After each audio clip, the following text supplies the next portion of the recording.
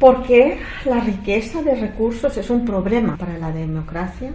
y para una consolidación democrática.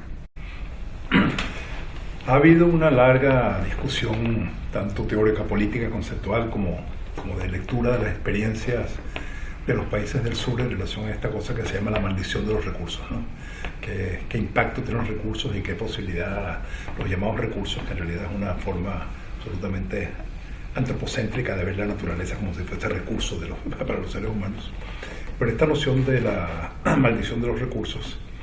tiene que ver con las formas en las cuales en la División Internacional del Trabajo y de la Naturaleza los países del sur han sido, condenados, sometidos a una lógica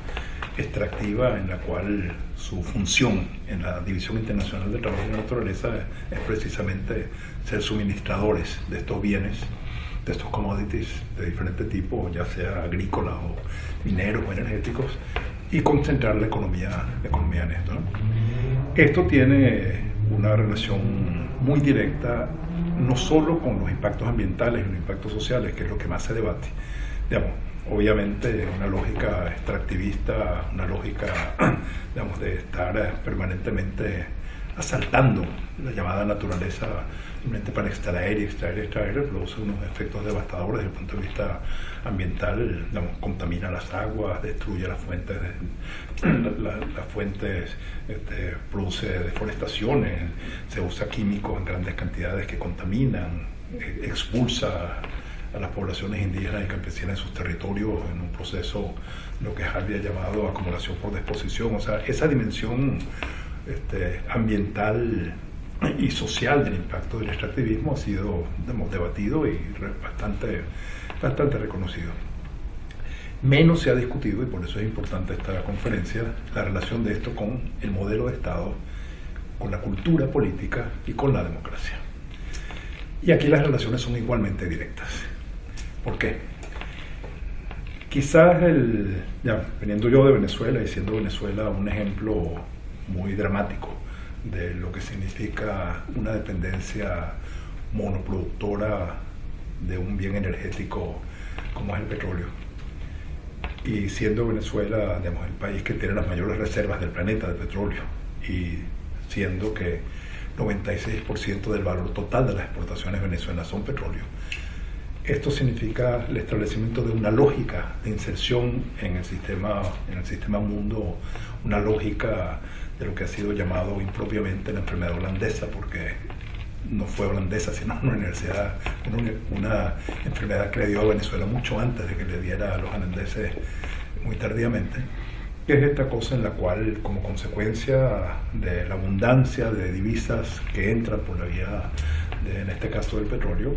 se produce una sistemática histórica sobrevaluación de la moneda, que establece entonces en el comercio internacional unas relaciones en las cuales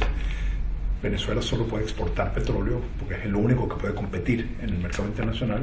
y cualquier otro bien le es más barato comprar lo que producir internamente. Esa distorsión es una distorsión que tiene una consecuencia económica muy brutal en términos de toda posibilidad de soberanía alimentaria, de sustitución de importaciones en los términos que lo planteaba la CEPAL en las décadas de los 60 y los 70, pero igualmente contribuye al establecimiento de un modelo de Estado. ¿Por qué un modelo de Estado? Porque en la mayoría de los países donde hay este patrón primario exportador, es el Estado el receptor de esa renta. Y el Estado receptor de esa renta controla centralmente esa renta, y se establece una relación en la cual el Estado tiene con esos recursos la capacidad de alguna manera de subordinar al resto de la sociedad. Una relación entre Estado y sociedad en la cual termina el Estado colonizando a lo fundamental de la sociedad, y se establece una relación en la cual generalmente los partidos políticos pasan a ser como intermediarios entre el Estado y las demandas de la sociedad, y se establecen unas relaciones en general clientelares y sobre todo verticales en la relación del Estado con los sectores sociales, etc. Esto tiene consecuencias desde el punto de vista de la democracia, porque hace extraordinariamente difícil la posibilidad de la construcción de tejidos autónomos, de redes sociales, de conexiones de la sociedad en una forma autónoma respecto al Estado. Y porque el hecho mismo de que el modelo económico sea un modelo que se centra en la producción de este bien primario a ser exportador, significa que hay un sector muy pequeño de los sectores trabajadores, que son los que trabajan en este sector, y una buena parte del resto de la población trabajadora trabaja en sectores que son de alguna manera dependientes de la forma como el Estado distribuye o no distribuye, tiene políticas redistributivas o no redistributivas en relación a digamos, al resto de la población. Entonces, la tendencia es a estados muy centralizados, a la dificultad de tener estructuras más descentralizadas, más diversas en la estructura política estatal en general, y a una extraordinaria verticalidad y dependencia de los diferentes sectores sociales en relación a las decisiones que se toman desde el Ejecutivo en relación al uso de esta renta. Y eso obviamente entonces es un obstáculo para la democratización del conjunto de la sociedad. Uno puede tener, como en el caso de Venezuela, y es la situación en los países llamados de izquierda o progresistas en América Latina, que efectivamente el cambio de los patrones tradicionales del extractivismo a esta que ahora está siendo denominado el neoextractivismo es una situación en la cual, desde el punto de vista de los procesos productivos en sí, y desde el punto de vista de la lógica económica y desde el punto de vista de la inserción en la división internacional del trabajo, no hay mayor cambio. Hay algunos cambios de naturaleza geopolíticos en esta inserción, y fundamentalmente un desplazamiento de la dependencia hacia los Estados Unidos y hacia la Unión Europea, y ahora es mucho más importante o crecientemente más importante para buena parte de los países de América Latina la exportación de sus commodities hacia China o hacia la India, pero fundamentalmente hacia China. Eso, desde el punto de vista geopolítico, tiene extraordinaria importancia porque permite mayor margen de libertad, permite negociar con clientes en diferentes partes del mundo, etcétera. Pero desde el punto de vista de la división internacional del trabajo y de las formas de la inserción, no hay una variación importante. Inclusive en los últimos años en todos los países de América Latina, independientemente de gobiernos neoliberales, gobiernos que uno podría llamar socialdemócratas o de centro izquierda, y gobiernos que se autodenominan revolucionarios, si uno ve las estadísticas, uno ve que ha habido un incremento de la participación del sector primario exportador en el valor total de las exportaciones. Entonces, la relación entre la posibilidad de la transformación social en términos de Estado plurinacional, en términos de democratización, en términos de lo que en Venezuela se llama Estado comunal, en términos del reconocimiento de la pluriculturalidad de estas sociedades y la posibilidad de formas de reproducción de la vida en diferentes sectores de la sociedad de acuerdo a diferentes tradiciones y diferentes culturas, termina siendo bloqueada una y otra vez por esta primacía de la relación primaria exportadora, que siempre pasa por el control del Estado sobre la renta. Entonces acá tenemos problemas severos que generan profundas contradicciones, porque por una parte depende de cómo mire uno estos procesos, llega a conclusiones diferentes. Si uno mira el proceso actual del conjunto de América del Sur, por ejemplo, si uno lo mira desde el punto de vista de la geopolítica, uno dice, efectivamente hay cosas que han cambiado que son muy fundamentales porque hay unos niveles crecientes de autonomía, hay proyectos de integración y de relación entre los países de América Latina, hay la creación de mecanismos como UNASUR o CELAC, que son mecanismos de integración que crecientemente van teniendo un papel más importante en América Latina. Desde el punto de vista social, obviamente nos encontramos también que aunque la renta está siendo utilizada en función de políticas redistributivas, hoy en América Latina como consecuencia de eso nos encontramos que hay menos hambre, hay mayor equidad, pero sigue siendo el continente más desigual del planeta, de lejos. Hay una situación en la cual las políticas públicas de gasto social en términos de educación, de salud, de la seguridad social, de mejoría de la legislación laboral, después de todo el desmontaje neoliberal, ha cambiado las condiciones de vida. Esas cosas han efectivamente pasado. Pero lo que no ha ocurrido es una transformación del modelo productivo sobre el cual esto está sustentado.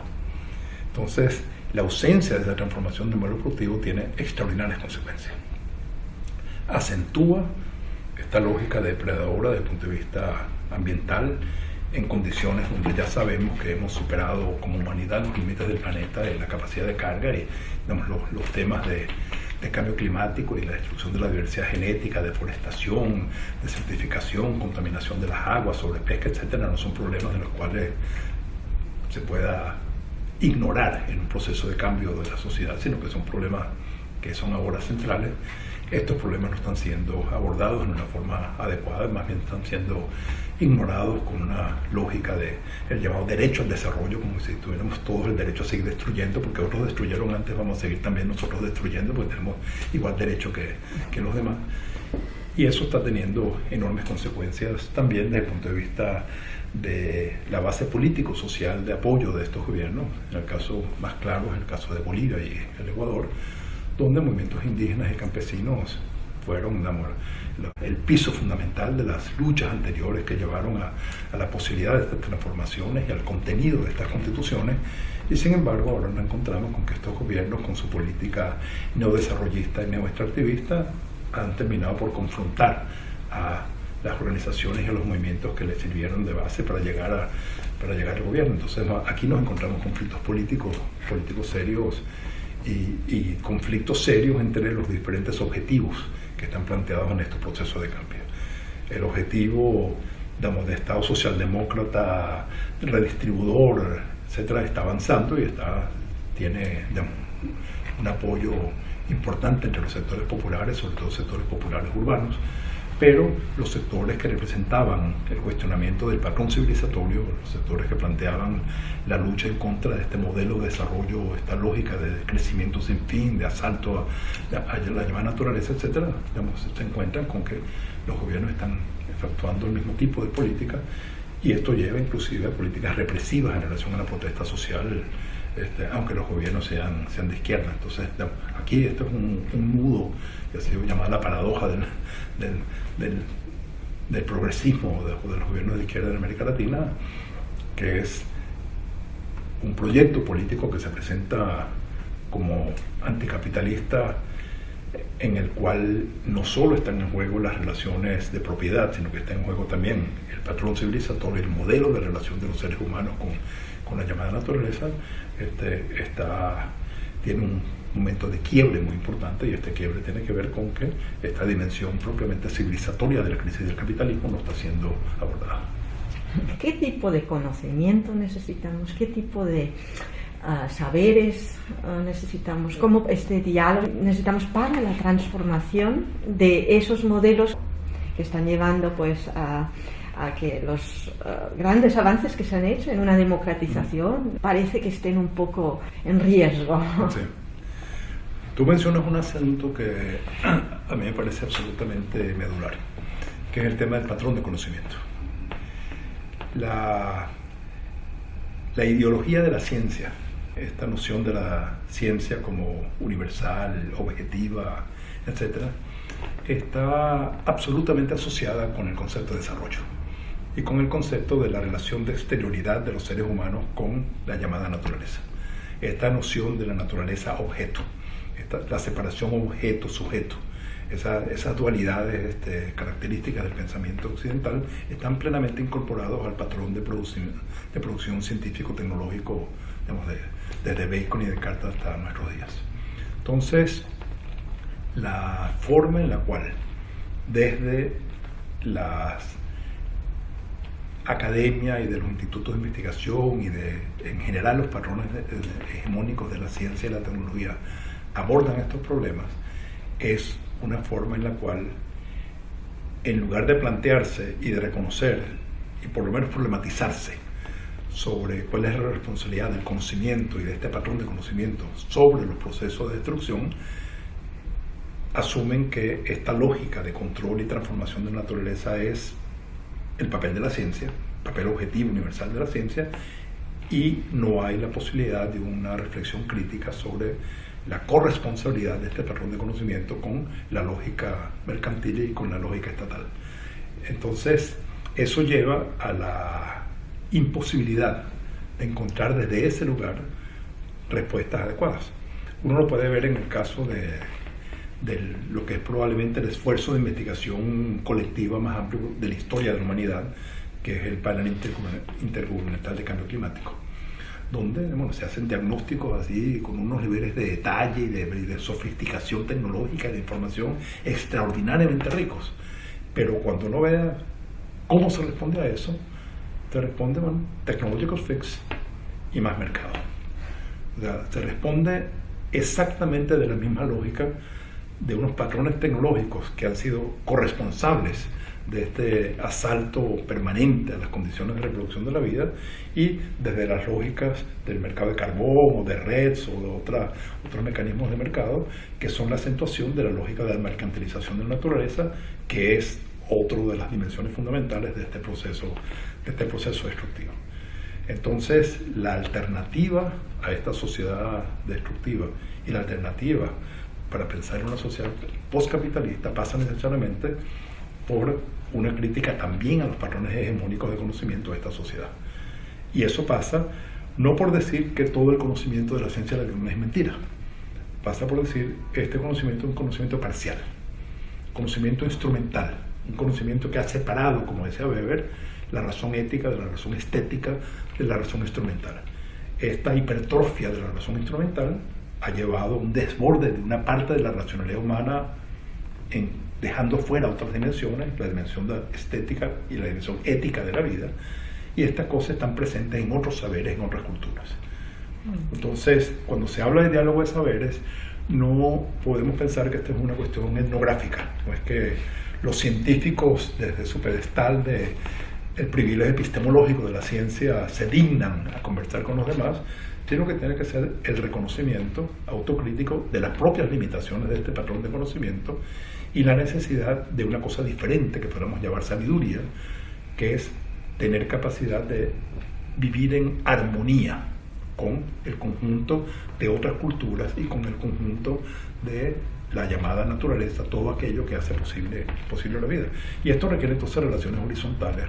requiere relaciones democráticas con otras formas de saber, implica el reconocimiento de otro como otro válido que tiene derecho a su propia cultura, no porque yo lo diga, que yo le dé permiso a tener su propia cultura, sino porque forma parte de la concepción democrática de las relaciones entre culturas. Y eso, que está como reto, está planteado con mucho vigor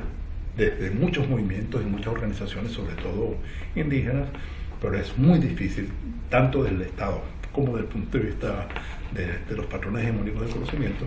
que estos asuntos se tomen en serio y más bien parecen ser una cosa medio folclórica.